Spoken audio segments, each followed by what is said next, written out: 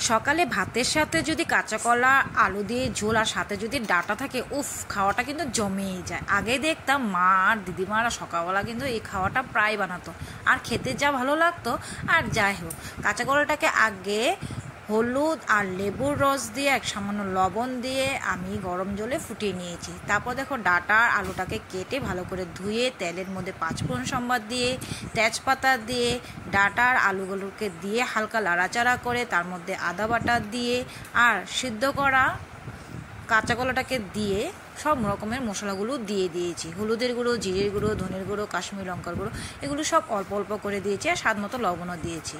কিছু সময় আমি কষিয়ে নিয়ে সামান্য জল দিয়ে ভালো করে কষিয়ে নিয়েছি। এবার ঝোল ঝোল করে নামাবো তরকারিটা, তার জন্য বেশি করে জল দিয়ে এবার কিছু সময় আমি রান্নাটা করে নেব।